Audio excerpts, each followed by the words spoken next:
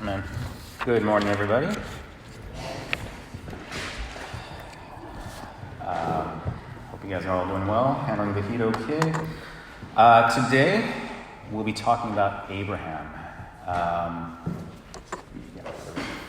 Last year, I preached right about a year ago.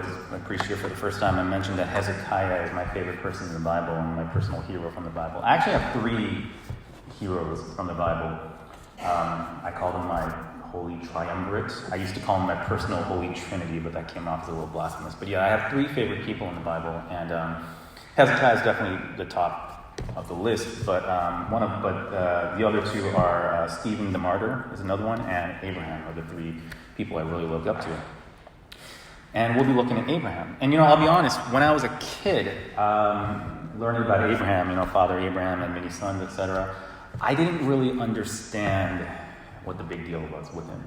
I didn't really get why he was so praised, because as near as I could tell, his entire contribution to the biblical story was that he had a kid, which, he was married. Those people tend to do that, married man, slept with his wife and got her pregnant. What an incredible sacrifice he made, So I didn't really get it. But during my college years, I went to Bible college, and I took an introduction to philosophy class where I was introduced to a philosopher named Søren Kierkegaard, and a book that he wrote called Fear and Trembling, which really focused on the story of Abraham. And it ended up being one of those books that changed my life. It really changed my perspective on not only Abraham, but on Christianity and religion in general. And it's something, if I had my way, it would be something that every Christian is required to read that ever becomes Christian. And we're going to be looking at a lot of the ideas found in this book. But we'll be jumping around a little bit, but first let's look at the main passage, which is... Let me get this working. Okay, there we go. Genesis chapter 12, verse 1 through 5a. Now the Lord said to Abram, "Go from your country and your kindred and your father's house to the land that I will show you. I will make of you a great nation, and I will bless you, and make your name great, so that you will be a blessing. I will bless those who bless you, and the one who curses you I will curse, and in you all the families of the earth shall be blessed." So Abram went, as the Lord had told him, and Lot went with him. Abram was 75 years old when he departed from Haran. Abram took his wife Sarai and his brother's son Lot, and all the possessions that they had gathered, and the persons whom they had acquired in Haran, and they set forth to go to the land of Canaan. Now, I'll be honest, passages like this really exemplify something I find a little frustrating about the Bible sometimes, which is that they really leave out a lot of the sort of emotional detail. Because if we look at this passage, if we add no other context, no other subtext, and we just take this passage as face value, it would seem that God told him to go to Canaan, and Abraham just went. It was that easy, right? No complaints, no internal struggling, nothing. But consider that, I'm going to call them Abraham and Sarah, by the way, not Abram and Sarai, just to keep things simple. But consider that Abraham was already married at this point. He had already married Sarah. Again, if we take this passage at face value, Sarah was not there. It said that God spoke to Abraham, not Abraham and Sarah. So Abraham would have had to go back to Sarah and tell him about this, right? Now, how many of you, imagine your spouse comes to you, all right? Now, imagine a country, all right, that you have zero connection to. You've never been there. You don't know anything about it. You don't know any people there. You have no connection to it. You would not even think of this country except that I'm telling you to think about it, okay? For me, for some reason, whenever I think of a random country, that country is Zimbabwe. I have no idea why I think of Zimbabwe. I have no idea where that came from. But for whatever reason, when I think of just a far-off random country somewhere, I think of Zimbabwe. Now, maybe you guys have connection to Zimbabwe, in which case, whenever I say Zimbabwe, think of a different country, whatever country, that you have no connection to. But imagine your spouse comes to you and says, God told me to go to Zimbabwe because he's going to make me a great person there. So let's get packing, let's go. How many of you would be like, oh, okay, if God told you to go, let's start packing, let's go. Anybody? Okay, one person would, all right. most of us there would be a conversation, right? There would be a talk to figure things out. What might you ask your spouse? Okay, what is God going to do out there? How is he going to make you a great person? I have no idea. He didn't say anything. He just told me to go, so we got to go. Okay. Do you have a job lined up? Do you have something you can do out there? Do you know people who can help you get something? Do you know anything? No, I've never been there. I don't know anything. This is totally new. Nothing. Okay. So when you get out there, what are you going to do? What's your plan? Oh, I have no plan. God told me to go, and I have no way I'm going to do this. He told me to go, so I'm going to go. Okay, how about this, honey? We'll pray about it. We'll look into Zimbabwe. We'll do some research and figure out a plan. And maybe, in a year, maybe in 6 months or so, we'll probably be ready to head out there. How about that? Oh, no. We don't need to research. We don't need to pray about it. No, God told me to do this. It's all covered, right? Does this sound sensible to anybody? Does this sound rational? This sounds insane, right? There's probably, do we have any psychology majors here? There's probably some disorders that describe what's going on here, right? Would it be schizophrenia for hearing the voice of God? Messiah complex or narcissism for God's going to make me a great man, right? No, this is crazy. And especially, and to add another layered complication to this, it would seem that Abraham was rich. We find out in chapter 13 that Abraham was rich in livestock, gold, and silver, to the point that they had to complete their journey in multiple stages so that they can bring everything along with them. Now, if Abraham was poor, you can imagine this might have been an easier decision. He was down on his luck, didn't really have much else going on in his life, and God tells him, if you go over here, I'm going to give you a new life, and I'm going to make you a great person. That's a very attractive offer for somebody who has nothing. But no, Abraham was rich. He was wealthy.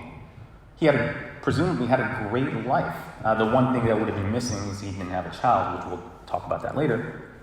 But other than that, he had a great life. He had his family there. So this would have been a very difficult decision for him. I would have to guess. Anyway, again, based on this, doesn't seem to be. But now some people might say, well, it might have been a difficult decision for other people, but Abraham was a believer of God. He was following God. God called him. No problem, right? Well, let's consider Exhibit B. Genesis 11:27-31. Now these are the descendants of Terah. Terah was the father of Abram, Nahor, and Haran. And Haran was the father of Lot. Haran died before his father Terah in the land of his birth, in Ur of the Chaldeans. Terah took his son Abram and his grandson Lot out of Haran, and his daughter-in-law Sarai, his son Abram's wife, and they went out together from Ur of the Chaldeans to go into the land of Canaan. But when they came to Haran, they settled there.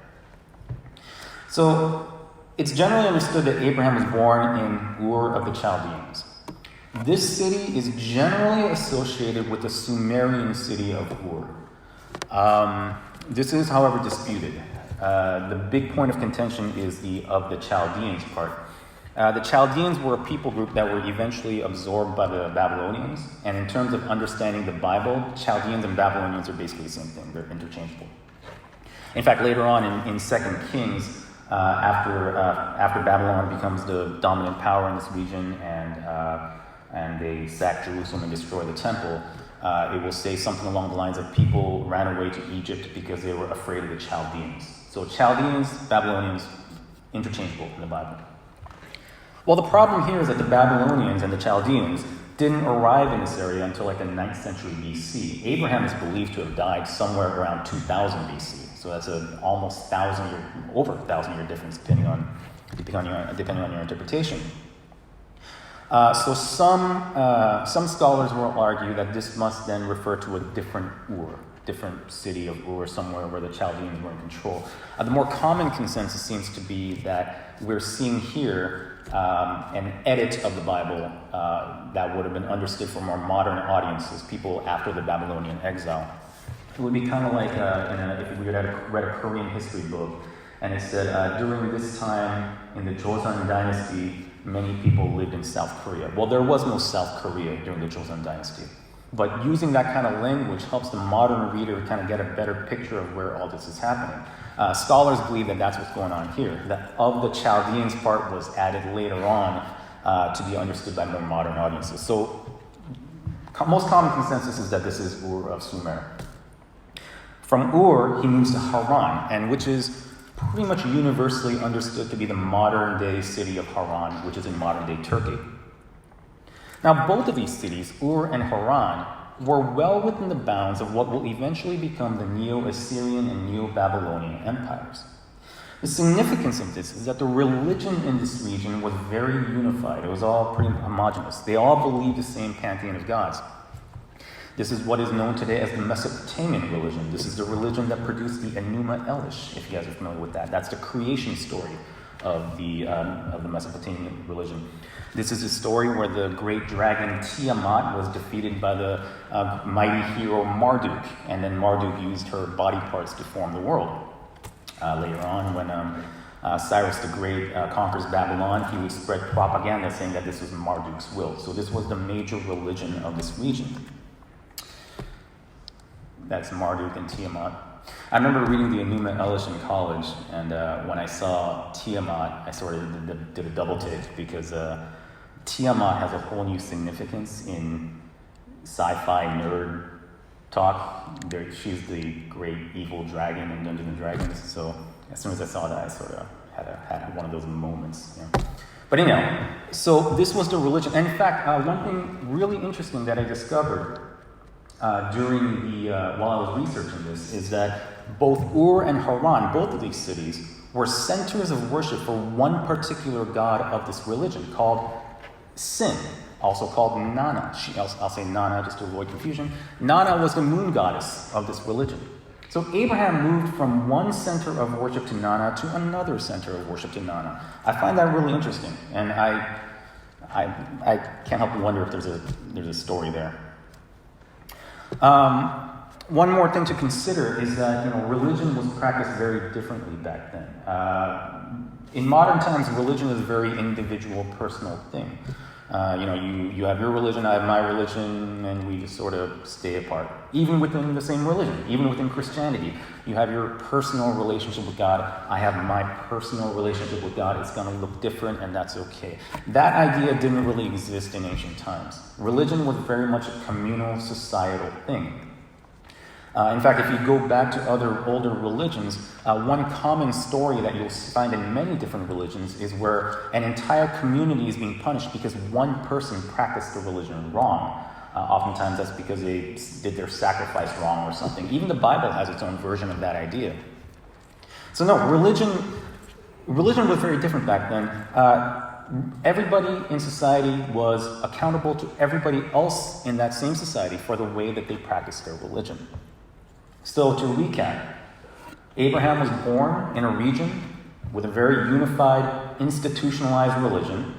He spent most of his life in two particular cities that would have been saturated with the worship and rituals of one particular god of that religion. And remember, he was rich.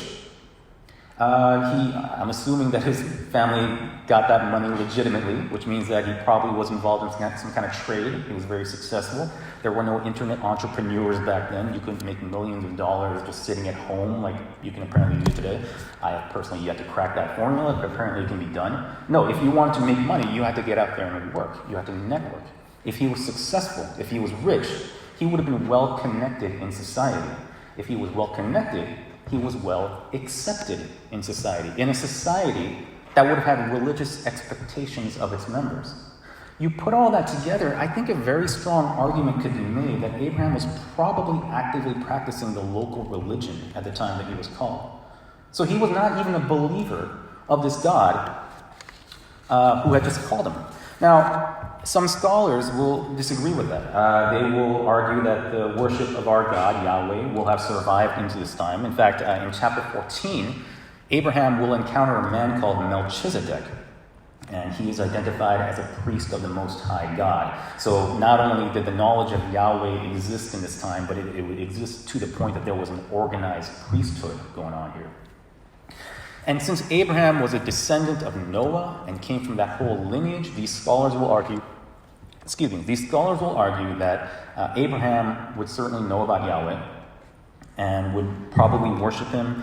And so therefore, if he did give worship to Nana, it would have been lip service. I think the more plausible explanation, though, is that people back then were what's called polytheistic. They believed in multiple gods. More specifically, many of them were what's called henotheistic, which means that there were multiple gods, but there was only one that mattered to you. Oftentimes, depending on where you lived or your job. The fishermen might worship the god of the oceans. Merchants had their own gods. Blacksmiths had their own gods, etc., etc., etc. So if I had to guess, and this is all speculation, of course, but if Abraham did in fact know about Yahweh, it just wouldn't have mattered to him at that point. At that point, he was living in Sumer, Ur and Haran. He was living in the cities of Nana. It was to Nana that he would have owed his allegiance. That, I think, is the most plausible scenario of what's going on. I might note at this point that this is all speculation. There is zero authoritative accounts of what happened, what Abraham's life was like before the call. So this is all just sort of piecing it together. But yeah, I think a very strong argument could be made that Abraham was probably worshiping a different god at this point. The only possible clue that we have is in Romans 4, when Paul is talking about Abraham, and he mentions justifying the ungodly. And some scholars interpret that as a reference to Abraham having been called out of an idolatrous religion. But again, no one knows for sure. So again, taking all that into consideration, I don't think anyone would have really faulted Abraham if he had said no to God. It would have made, in fact, I think the argument could very much be made that his accepting God's call was, from the logistical perspective, completely irrational and irresponsible. He had a wife, he had a life, he had a family, no children, but he lived with his family. He had a family to take care of, he had a business to run, etc. And what's pretty amazing, though, is that that's not the last time that God would call him to make an irrational decision, right? He would have to make a similarly irrational decision later on. Genesis 22, 1-3. After these things, God tested Abraham. He said to Abraham, "Abraham," and he said, "Here I am." He said, "Take your son, your only son Isaac, whom you love, and go to the land of Moriah, and offer him there as a burnt offering on one of the mountains that I shall show you." So Abraham rose early in the morning, saddled his donkey, and took 2 of his young men with him, and his son Isaac. He cut the wood for the burnt offering and set out and went to the place in the distance that God had shown him. I might know, by the way, this is the story that Kierkegaard uses as the premise of the ideas in his book. He looks at this story from a really, really fascinating perspective, and we'll be covering a small portion of that today. I really, really recommend that you guys read this book. This is, just an amazing book. Now, again, frustrating lack of details. Again, from here, it seems like Abraham, okay, sure, and just went. I have to imagine this was a really agonizing decision for Abraham, that this decision would have really broken his heart. This baby, the idea of sacrificing, your child, I'm sure is, a big deal for everybody. This was several times more complicated for Abraham and Sarah. In ancient cultures, it says that Sarah was barren. In ancient cultures, this would have been a great source of shame for Sarah. Now, in modern times, we understand that there are many medical and scientific reasons why that happened, and there's nothing wrong with that. It doesn't mean that there's anything wrong with the woman. But in ancient times, they didn't understand that. Ancient times, barrenness was a curse from the gods. This would have made her an outcast from society. This would have been a source of great shame and great dishonor to their family. And again, especially when you consider that his family was rich, a prominent family that's supposed to be, a beacon in society, and the wife of one of their sons is barren, that would have been a huge source of shame. People would have looked at Sarah, I'm not exaggerating about this, people would have looked at Sarah and wondered, why do you even exist? When you can't even do the one thing that women back then believed were supposed to do, the primary duty of women from their perspective. They would have looked at Abraham and wondered why he doesn't get a new wife. Again, which would have been his right back then. In a lot of society, if your wife couldn't provide a kid, you had every right to leave them and find a wife who could. This was all normal back then.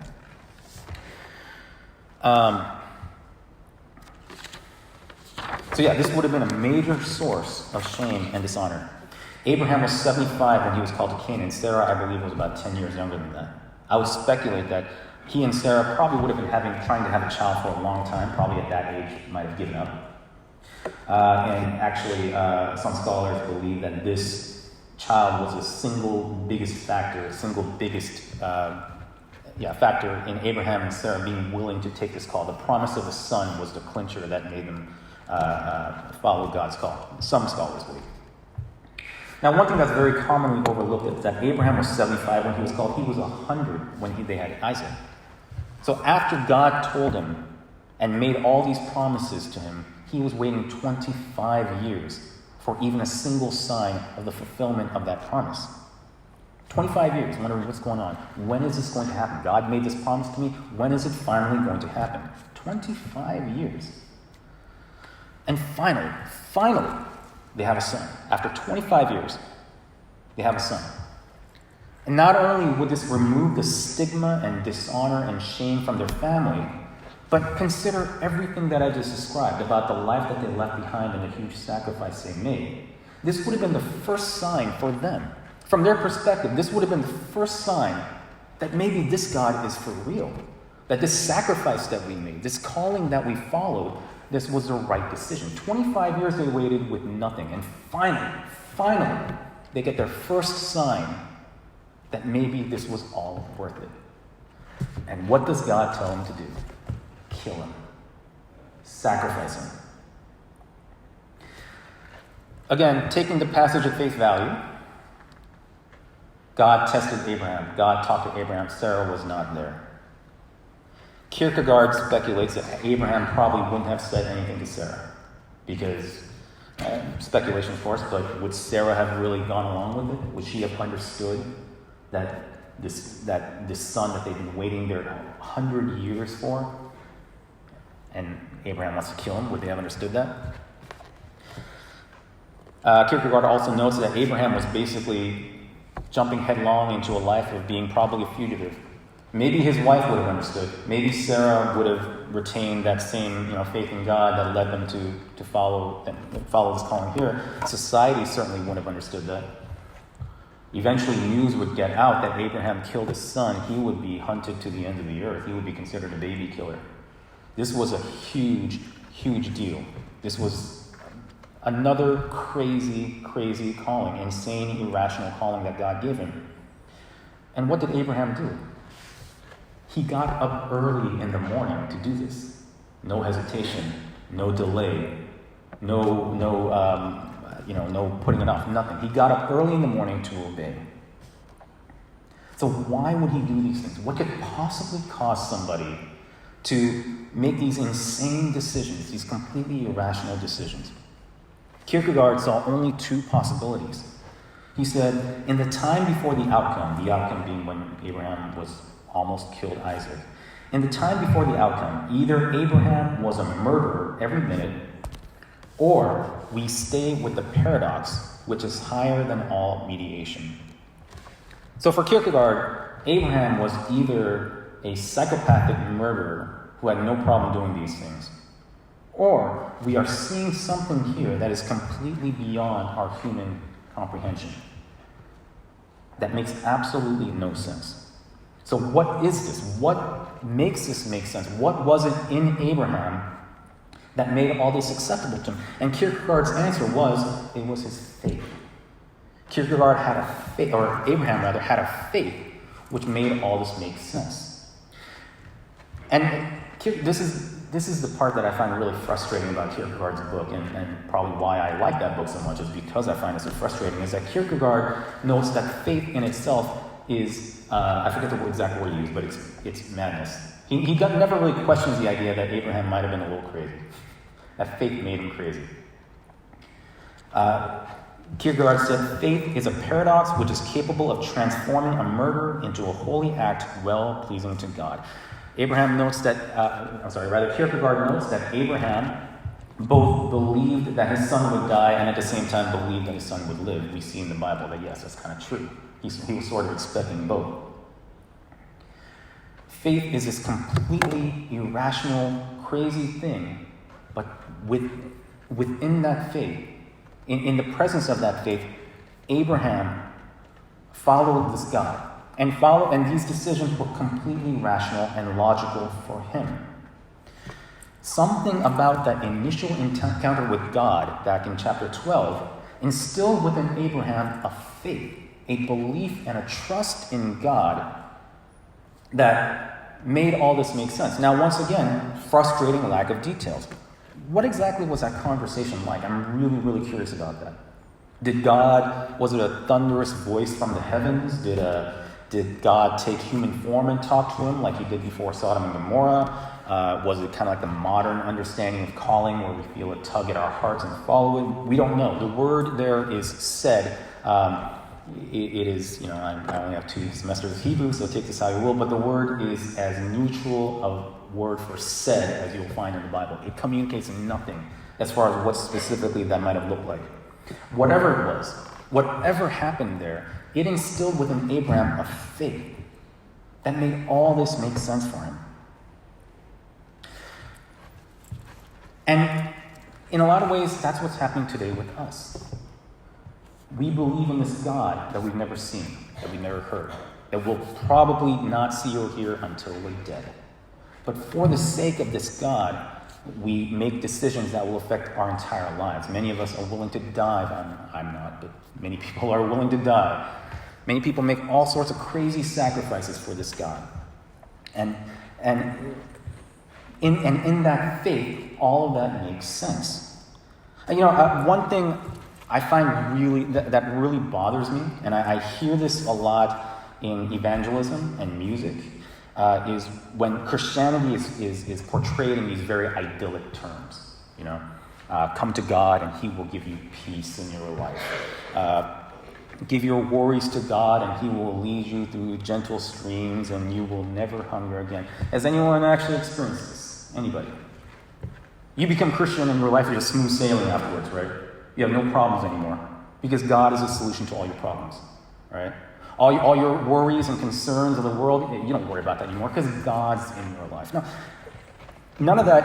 I would argue that that's actually quite dangerous to think like that, to evangelize like that, because it gives people false expectations.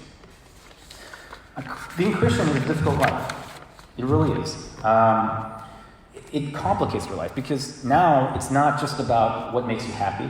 It's not just about what's good for you, what makes you more money. Now you have to worry. Now it's an added level of decision making. What does God want from me? What does the Bible say?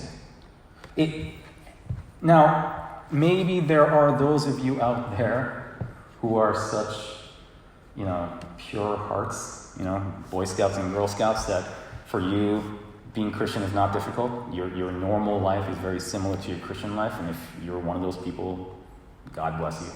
I am definitely not one of those people, I can tell you that right now. I'm a bit of a hedonist at heart. I'm a lazy hedonist at heart. I would totally admit that. If I wasn't Christian, I'd be... Well, I'm also an extreme introvert and a giant nerd. So for me, my idea of a good time is like staying home and marathoning Star Wars or something like that, So I wouldn't be out, I'm pretty sure I wouldn't be out there doing anything too crazy. But the point still remains, I'd be making my decisions based on what makes me happy, what I want to do. I wouldn't care about what God's calling me to do. I wouldn't care about what is good for the church and what is right according to the Bible. These things complicate our lives. And I'm not saying they should, but they do. It makes life even more difficult. And it will not make sense to the rest of the world. The world will look at us, the way that we live our lives, the factors that we consider when we make our decisions, and they will see irrational. It will not make sense to them. And the reason it doesn't make sense to them is because they don't share our faith.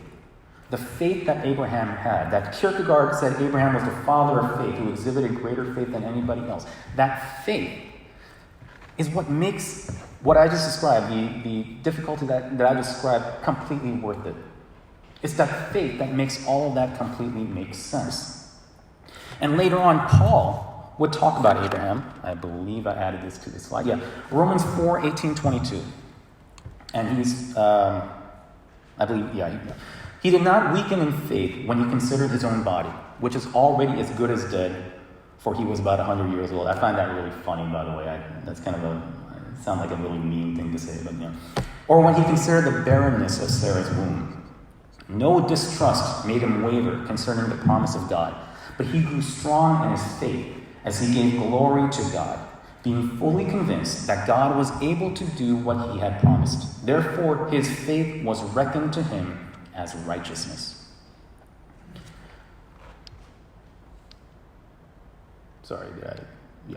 Therefore, his faith was reckoned to him as righteousness. And look what ended up happening. God kept every promise that he made to Abraham. Perhaps not in his lifetime. He didn't get to see a lot of it, but they all came true. God said that he would make Abraham's name great. In modern times, Christianity, Islam, and Judaism are three of the biggest religions in the world, and they all revere Abraham. That's over 50% of the world's population today.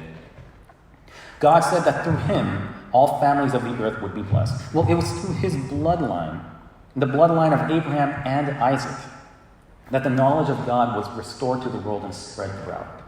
And it was through his bloodline that eventually came Jesus Christ, our Savior. He was absolutely a blessing to all the world. So was his decision rational? It was completely rational. It may not have made sense to him at the time. It may not make sense to the rest of the world, but in our faith, in the unfaltering faith that Abraham had, he understood that this is what he had to do. The decision was completely rational to him, as it now is to us. I will reiterate my personal opinion that living as proper Christians is difficult. It is. I really, really don't get when people talk about Christianity. Not to say that's a bad thing, of course, it's a great thing.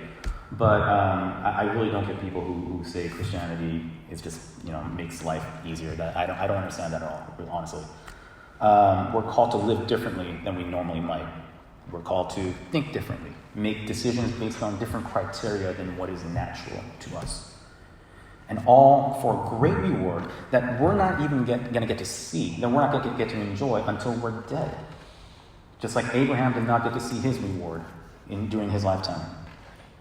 And this life will not make sense to the world. Why make those sacrifices? Why think of anything other than yourself? Why think of anything other than your pleasure and your enjoyment? Why add all these layers of complication to your decision-making?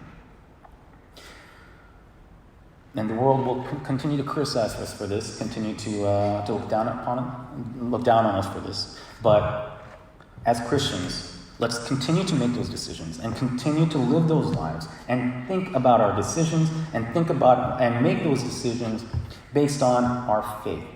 Our faith that God knew what he was doing when he called us to this life. That God understands how irrational some of this is, but calls us to it anyway. Let's have faith in that God. Let's have faith in that calling, so that one day that faith, just like Abraham, can be reckoned to us as righteousness. Amen.